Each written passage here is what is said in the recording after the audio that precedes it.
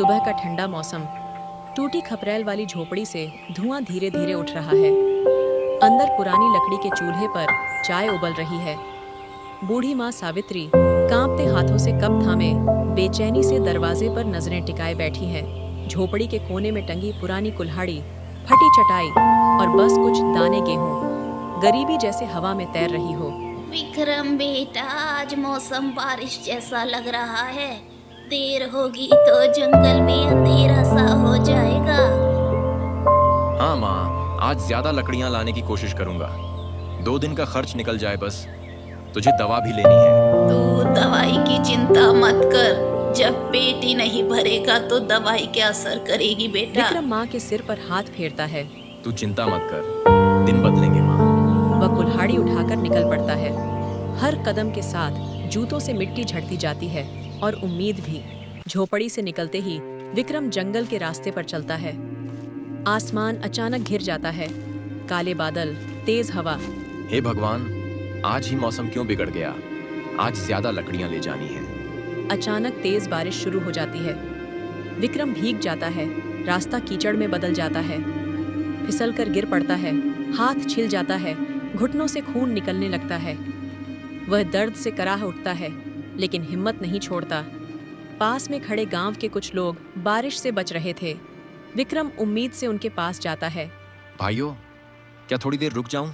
बहुत ठंड लग रही है।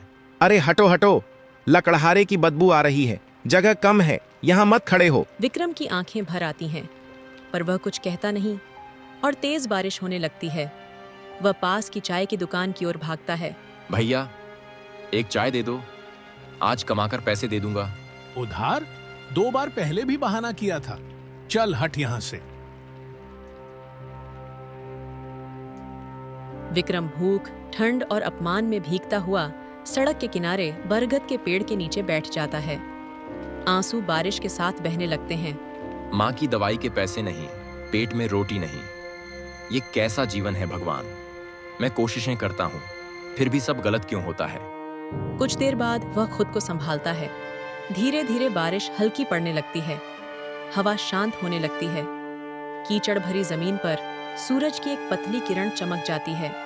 विक्रम उठकर कुल्हाड़ी उठाता है, आंखों में नए संकल्प के साथ। जब तक सांस है, हार नहीं मानूंगा। आज चाहे जितनी मुश्किल हो, लकड़ी तो लेकर जाऊंगा ही। जैसे ही वह आगे बढ़ता है, बारिश पूरी तरह रुक जाती है। बादलों के बीच हल्की धूप निकलती है और तभी दूर रास्ते पर उसे अमीर सेठ भगत राम दिखाई देता है। राह में एक ऊंची कोठी के सामने अमीर सेठ भगत राम मिलता है। उसकी मोटी गर्दन, सोने की चेन और अहंकार आंखों से टपक रहा था। अरे विक्रम, रोज लकड़ी ढोकर ही जिंदगी काटेगा?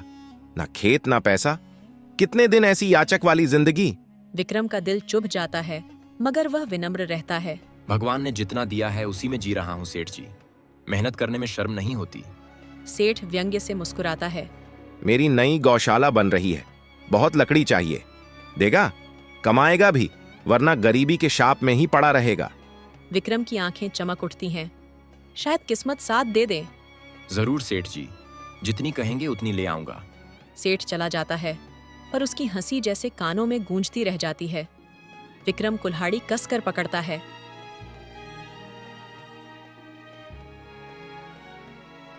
शाम ढल रही है। जंगल से थका हारा विक्रम भारी लकड़ी पीठ पर लादे लौट रहा है। कंधों पर नील पड़ चुके हैं, मगर आंखों में उम्मीद की चमक है। झोपड़ी के बाहर सावित्री दिए की धीमी रोशनी में इंतजार कर रही थी। बेटा, मैं तो घबरा गई थी। बहुत देर कर दी तूने। आज थोड़ा ज्यादा लकड़ी काटी। सुना है भगत राम जी को बहुत लकड़ी चाहिए। अगर काम मिल गया तो हमारा बुरा वक्त बदल सकता है माँ। दोनों थोड़े से बची हुई दाल और बासी रोटियां खाते हैं। रात भर हवा टपकती छत से टकराती है, मगर आज पहली बार दोनों के दिलों में उम्मीद है। आधी रात अचानक तेज तूफान, बिजली जैसी आवाजों के बीच झोपड़ी हिलने लगती है। बारिश की धारें अंदर तक घुस आती हैं। सावित्री ठंडी हवा से कांपने लगती है। धीरे धीरे शरीर तपने लगता है। विक्रम बेटा, मुझे बहुत ठंड लग रही है बेटा। मेरा शरीर बहुत ठंडा पड़ चुका है।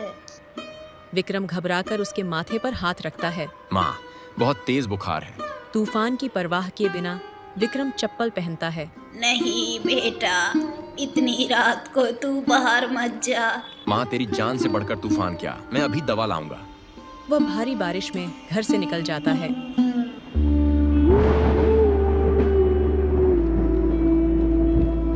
भीगते, कांपते, कीचड़ में फिसलते हुए वह सेठ भगतराम की हवेली पहुंचता है। सेठ जी, माँ को बहुत तेज बुखार है, उधार में कुछ पैसे दे दो।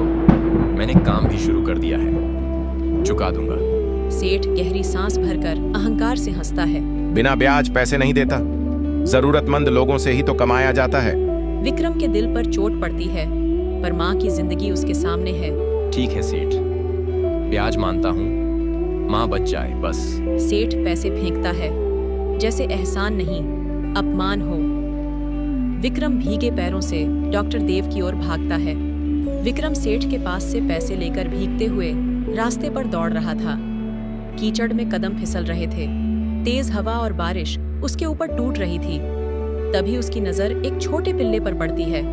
पिल्ला पानी में कांप रहा है और तेज धार से बहने की कोशिश कर रहा है।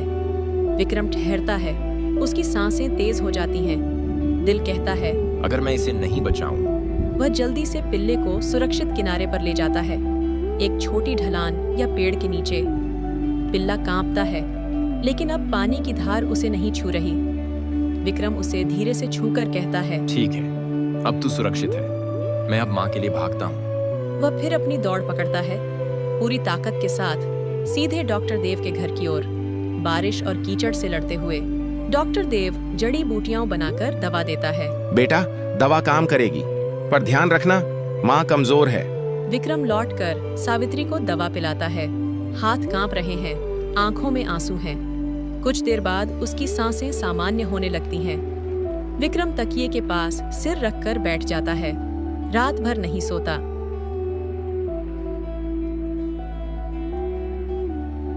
सुबह सावित्री थोड़ी बेहतर होती है। बेटा, बारिश में लकड़ी सूखेगी नहीं, सेठ का पैसा भी तो चुकाना है। सबसे अच्छा है समोसे बेच और पैसे कमा। विक्रम पहली बार हैरान होकर माँ को देखता है, फिर उसकी आंखों में विश्वास भरता है। माँ, तूने रास्ता दिखा दिया। दोनों मिलकर समोसे बनाने की तैयारी करते हैं। माँ मसाला मिलाती है, विक्रम आलू मैश करता है। गरीबी के बीच उम्मीद की खुशबू फैलने लगती है।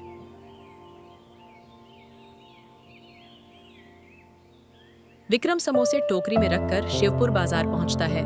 गर्मा गर्म समोसे, घर के बने ताजे और स्वादिष्ट समोसे।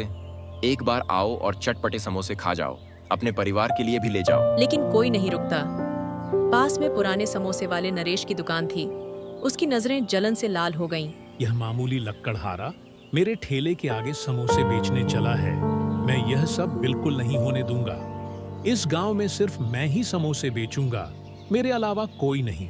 क्या तू मामूली लकड़हारा गांव वालों को ये बासी समोसे खिलाएगा? भाइयों, ये समोसे बासी है। लोग वापस मुड़ जाते हैं, लेकिन उसका एक समोसा तक नहीं बिकता। विक्रम की आवाज धीमी पड़ जाती है, गले में आंसू अटक जाते हैं। रात को खाली हाथ घर लौटता है।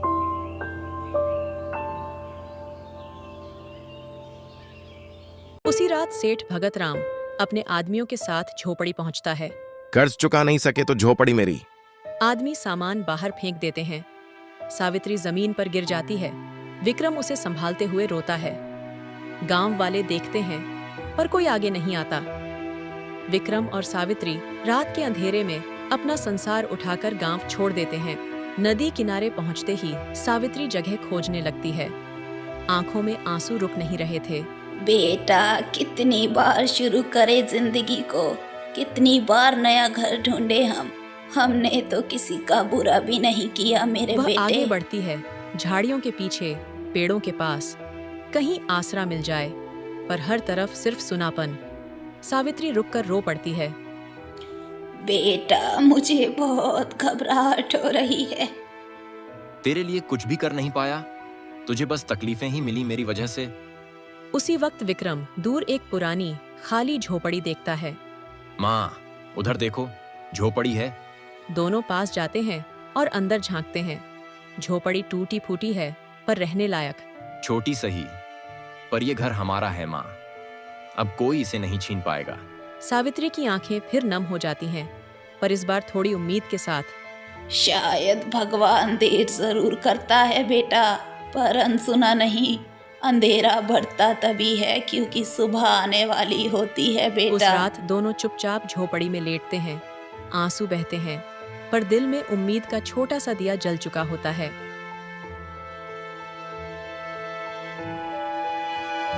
अगले दिन विक्रम फिर समोसे बेचने जाता है। भीड़ एक बार फिर नरेश की दुकान पर है। एक भूखा बूढ़ा आदमी हाथ जोड़कर नरेश से खाना मांगता है। बेटा बहुत भूख लगी है, कुछ खाने को दे दे। यहाँ मुफ्तखोरों के लिए कुछ नहीं, चल हट। बूढ़ा धीरे धीरे विक्रम के पास आता है। बेटा बहुत भूख लगी है, कुछ खाने को दे दे। विक्रम टोकरी की ओर देखता है। बेचा नहीं, पर कोई खाए तो अच्छा लगे। बाबा, मेरे लिए कमाया नहीं, आपके लिए ही समझो, ये लीजिए। बूढ़ा खाते ही मुस्कुराने लगता है। आंखों में चमक भर आती है। फिर वह झोली से छोटी थैली निकाल कर देता है। ये दुर्लभ जड़ी बूटी है, इसे भोजन में मिलाएगा तो स्वाद महान होगा। पर एक बात याद रखना, भलाई बांटना बंद किया तो ये जड़ी बूटी असर खो देगी। विक्रम कुछ पूछता है, लेकिन बाबा पल भर में गायब हो जाते हैं। सुबह झोपड़ी में विक्रम और सावित्री मसाले में जड़ी बूटी मिला रहे थे।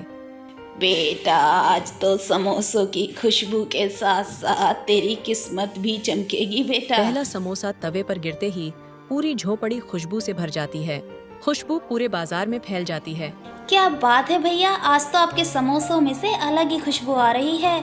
मेरे लिए 15 समोसे पैक कर देना भैया। हाँ भाई, मेरे लिए भी 10 पैक करो जल्दी से। भीड़ एकदम बढ़ जाती है।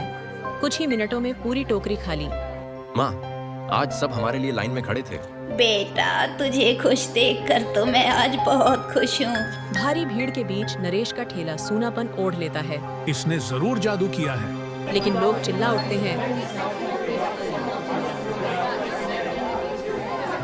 नरेश सर झुका लेता है। ईर्ष्या हारने लगती है। विक्रम ढेर सारे पैसे लेकर लौटता है। झोपड़ी में सावित्री चूल्हे पर रोटियां सेंक रही है। माँ, आज सारे समोसे बिक गए, लोग मांगते ही रहे। सावित्री की आंखें भीग जाती हैं। वह विक्रम को गले लगा लेती है। बेटा सच्ची मेहनत एक दिन जरूर रंग लेकर आती है। भगवान के घर देर है अंधेर नहीं। मैं आज बहुत खुश हूँ मेरे बेटे। कुछ दिनों बाद विक्रम फिर से पैसे कमाकर सेठ की हवेली पहुंचता है। इस बार झुका नहीं, गर्व से सीना ऊंचा। ये लीजिए, ब्याज सहित पूरा कर्ज। अब मेरी झोपड़ी वापस कीजिए, गरीबी हमारी थी। गांव वाले दंग रह जाते हैं।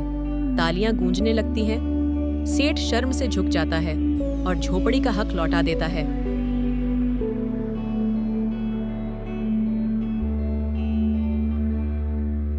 कुछ महीनों बाद सोनापुर में नई दुकान खुलती है। बड़े बोर्ड पर लिखा होता है, सावित्री समोसे घर। माँ काउंटर पर बैठी मुस्कुरा रही है। विक्रम समोसे तल रहा है। लोग दूर दूर से खाने आते हैं। सावित्री की आंखों से गर्व के आंसू गिरते हैं। बरसों की गरीबी, संघर्ष और अपमान आज जीत बनकर लौट आए।